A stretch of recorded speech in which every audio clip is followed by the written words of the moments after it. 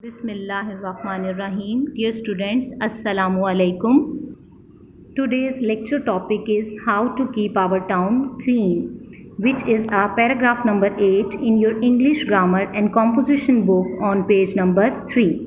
In this paragraph, we will learn how can we keep our town clean. As we all know that our Prophet Muhammad sallallahu alaihi wasallam said, cleanliness is half of faith. And we also know that Allah loves those who practice purity and cleanliness. Neat and clean environment has a cheerful effect and it is a sure sign of civilization. Therefore, we should try to practice cleanliness in our day-to-day life. Let us start its reading. Cleanliness is next to godliness. Godliness means piety, परहेजगारी या तकवा. सफाई तकवा से दूसरे number पर है. We must give a serious thought. हमें संजीदगी से सोचना चाहिए टू दिस गोल्डन ट्रूथ, इस सुनहरी सच्चाई के बारे में. हमें संजीदगी से इस सुनहरी सच्चाई के बारे में सोचना चाहिए. Neat and clean environment. Environment means surroundings, माहौल. साफ सुथरा माहौल has a cheerful effect. Cheerful means noticeably happy. साफ सुथरा माहौल एक चीयरफुल असर रखता है. It is a sure sign of civilisation. ये सिविलाइजेशन की एक यकीनी अलामत है. Civilisation means an advanced state of human society in which high level of culture, science, industry and government has been reached, जिसको हम तहजीब कहते हैं. It is a sure sign of civilisation. ये तहजीब की एक यकीनी अलामत है. Knowledge is a great blessing of Allah. इल्म अल्लाह की एक बड़ी नेमत है. We are fortunate. Fortunate means lucky, खुशकिस्मत. वी आर फॉर्चुनेट, हम खुशकिस्मत हैं. टू हैव द अपॉर्चुनिटी, कि हमें मौका मिला है. टू रिसीव एजुकेशन, इल्म हासिल करने का. हम खुशकिस्मत हैं कि हमें इल्म हासिल करने का मौका मिला है. As school going boys and girls, school जाने वाले लड़कों और लड़कियों की हैसियत से it is our responsibility. Responsibility means duty और ऑब्लिगेशन, फ़र्ज़. इट इज़ आर रिस्पॉन्सिबिलिटी, ये हमारा फ़र्ज़ है. To keep our town clean, कि अपने कस्बे को साफ़ रखें. As school going boys and girls, it is our responsibility to keep our town clean. School जाने वाले लड़कों और लड़कियों की हैसियत से ये हमारी ज़िम्मेदारी या फ़र्ज़ है कि हम अपने कस्बे को साफ़ रखें. We ought means, ought is a modal verb which is used to say that it is necessary or desirable to perform the action expressed in the verb. ought का मतलब ये है कि ये एक modal verb है जो कि यूज़ किया जाता है जब हम कहना चाहते हैं कि कोई काम जिसका जिक्र किया गया है उसको करना ज़रूरी है या पसंदीदा है, जिसको आप चाहिए के माने में लेते हैं.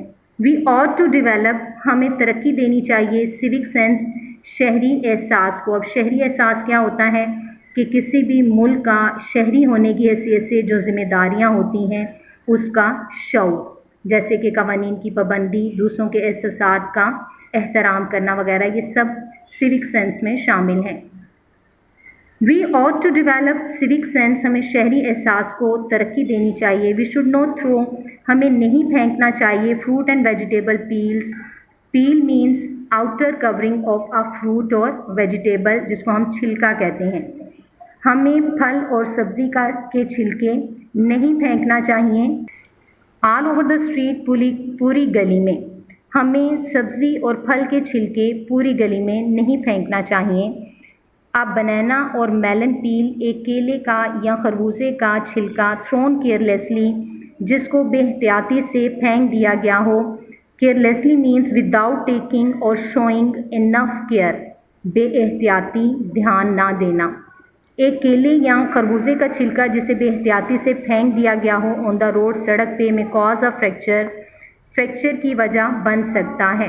फ्रैक्चर मीन्स द क्रैकिंग और ब्रेकिंग ऑफ हार्ड ऑब्जेक्ट और मटेरियल. फ्रैक्चर का मतलब होता है क्रैक हो जाना या किसी हार्ड चीज़ का या मटेरियल का टूट जाना, और यहाँ पे फ्रैक्चर से मुराद हड्डी वगैरह का टूटना है.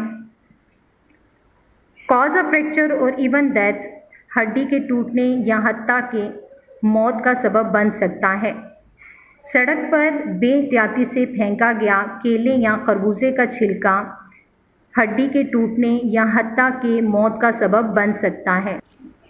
Plastic, polythene and wooden items, plastic, polythene और लकड़ी की अशिया शुड नॉट बी थ्रोन, नहीं फेंकी जानी चाहिए, इनटू मैनहोल्स, मैनहोल्स में। Manholes means a small covered opening in a paved area allowing access beneath. आपने देखा होगा सड़कों पर ढक्कन लगे होते हैं और नीचे जो है वो बड़ा सारा एक सुराख होता है।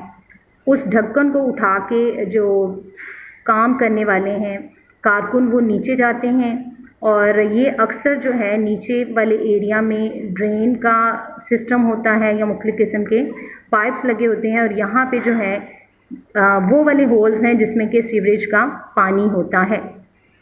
Plastic, polythene and wooden items should not be thrown into manholes.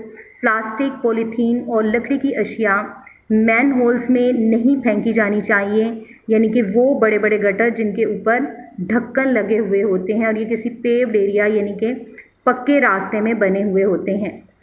A choked gutter, choked means बंद हुआ हुआ, as choke means fill a space so as to make movement difficult और इम्पॉसिबल, कि किसी जगह को ऐसे भर देना कि उसमें फिर मूवमेंट पॉसिबल ना रहे। अ चॉक्ड गटर, एक बंद हुआ हुआ गटर, स्प्रेड्स फैला देता है फिल्थ, गलाजत एंड स्टेंच और बदबू ऑल ओवर द स्ट्रीट, पूरी गली में। एक बंद हुआ हुआ गटर पूरी गली में गलाजत और बदबू फैला देता है।